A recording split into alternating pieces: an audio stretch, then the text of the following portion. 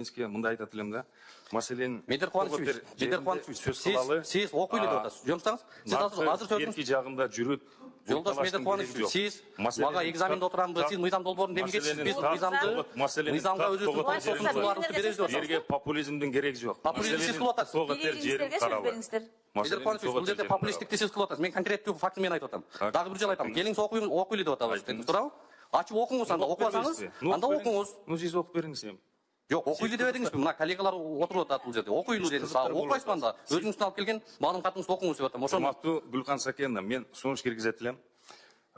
Маселенин того тер жерин кылсак, куру блогерликти тыштасак, бул жер жогорку трибуна.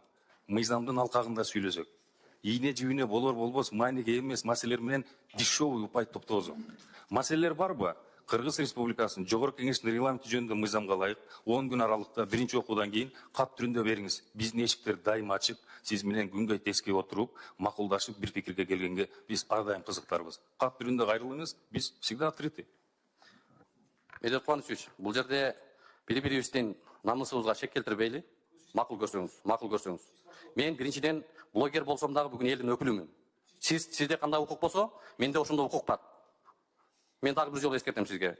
Өзүңүздүн ыйгарым укуктан чыкпаңыз. Экинчиден, мыйзам долбоорунда, мыйзам долбоору боюнча сүйлөшөчү азыр эми. Мыйзам долбоору боюнча бири-бириңерге суроо бергиле. Бири-бириңерге комитеттен эми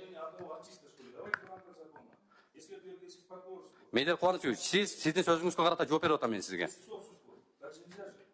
Мындай популисттик түшүнүктөн алыстап, келиңиз этикадан чыкпайлы. Жолдош Медер Кубанович, мен сизге конкреттүү суроо берип атам. Азыр маалымат жөнүндө түшүнүк алайын.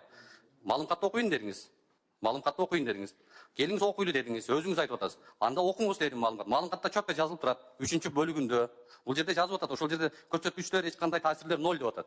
Ошону айтып атам мен. Ошондо мыйзам долбоорунун автору катары келгенден кийин мага бул жерде юридикалык жанагындай маселени катуу белгилеп атасыз, 3 точкасына чейин. Бирок өзүңүздүн ошол алып келген мыйзам долбооруңузду окуп коюңуз деген эле сөз айтып атам. Бул жерде көрсөткүч 0 деп атат. Кантип таасир этпейт? Таасир этет. Төмөнкү жагдайларда, төмөнкү факторлорго таасир этет деп мен сунушумду айтып атам. Ошону эле эске алып койгула деп атам. Бул жерде эч кандай маселе жаратыштын кереги жок. Рахмат.